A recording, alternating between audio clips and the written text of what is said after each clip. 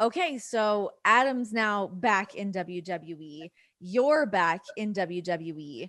What was that like for you being, the wife watching him get this dream back? I mean, we talk about this a lot, like the documentary shows a little bit of it, and what you see on the screen is like 2% of it. But it's been years and years and years of the work that he's put in, like pretty much since 2018, like trying to get himself physically and mentally ready to do this. But me as a wife, like it has been jarring. It has been difficult Mhm. because I had for almost 10 years wrapped my head around the fact that like if he gets in a car accident, he could die. If he, falls the wrong way, he could die. Like we were told all these things that really made me terrified for Adam to be in a dangerous situation. Even mountain biking, I was nervous and uncomfortable. I just didn't want, I love him. I don't want anything to happen to him. Mhm. So then when he starts contemplating this wrestling thing, I'm like, are you nuts? Like maybe we should go to the psychiatrist instead of like Dr. Maroon. But he just knew himself. Like he knew himself. He knew his body and he knew himself more than I did. Mhm. And he knew that there was a window open for himself. And then once I said, there's two things I need to see before any of this can happen. And I said, this is as your wife, and I will be the big heavy on this and say no, because we have two kids. I said, I gotta see it with my own eyes, number one, and then I have to hear it from the best in the world. I have to hear from Dr. Maroon, I have to hear from our team that you will be okay. And I have to see it. I have to see you move around and see it with my own eyes to be convinced that this is real. And he did both. So what can I do, Renee? What can I do? All right, you've met the criteria. I guess we'll proceed as Yes. normal. Yeah. Crazy. And I mean, to be able to see him come back now, and then he suffered another injury, had a bit more time out. You've been busy with commentary, and to see Christian now also medically cleared and back in a ring after 7 years, no What? bumps, thinking like, what the hell? Yeah, you took the words out of my mouth. What the hell? So like it was as casual as when it happened with Adam. They just started kind of casually talking about it, and then I think Jay was doing the same processing that Adam did on his own. and Mhm. and the cool thing is like they've leaned on each other so much throughout all of this. They have each other. It's the neatest story. Like I tell them all the time, like this is a movie. Like you 100%. guys you guys have lived this friendship since sixth grade, since you were kids.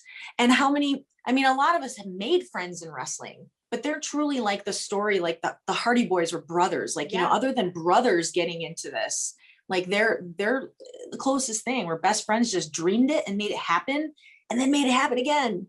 So I love their friendship so much. And I love that they just bicker with each other too. I That know must I'm have always sorry, go ahead. it must have been like interesting conversations for them, because I mean, I know John and I had been talking to Jay a lot as he was trying to figure out his decision of what he wanted to do, showing up in the Royal Rumble, and then obviously talking to Adam, trying to figure out what he wanted to do. So, I mean, to be a fly on the wall for those conversations of them trying to figure out what the best move was for Jay to do, I mean, come on.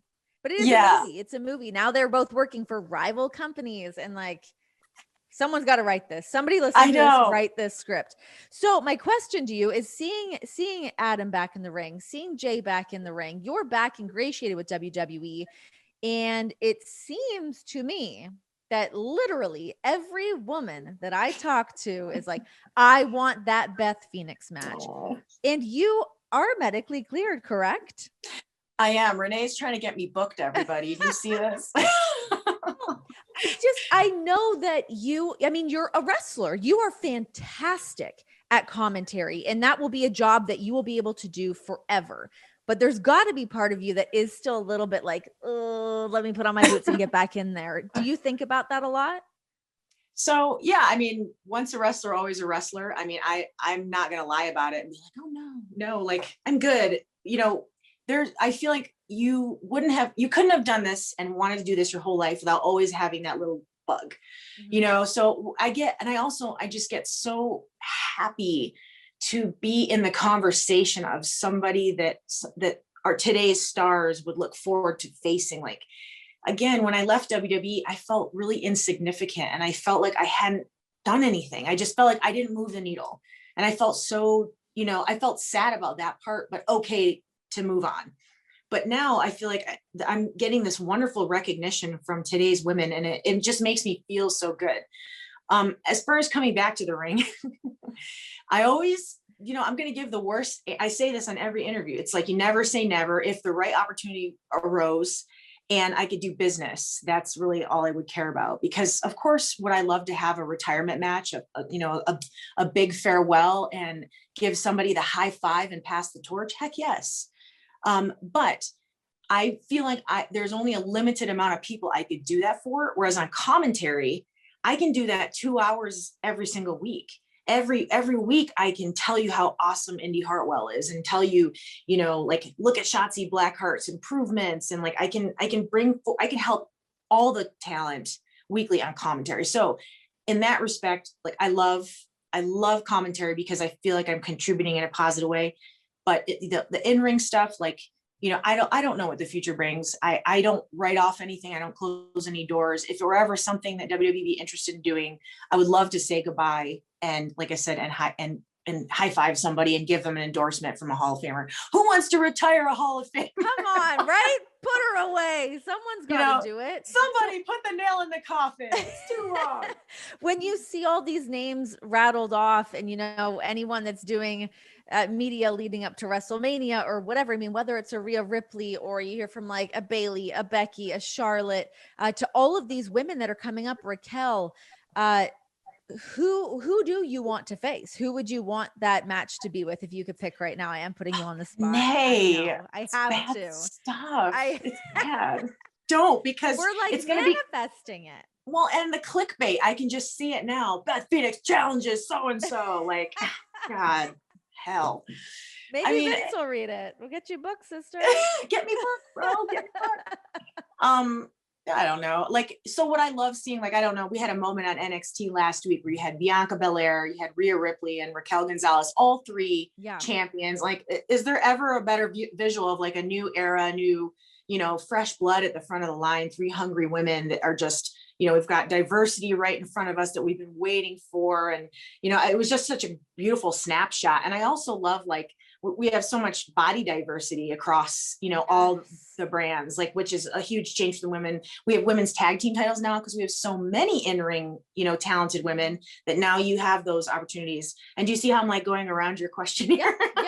You're a pro. You've been here and done that. I get it. Yes. But I have a feeling there is somebody that I have a feeling there is somebody that will end up across the ring for me at some point.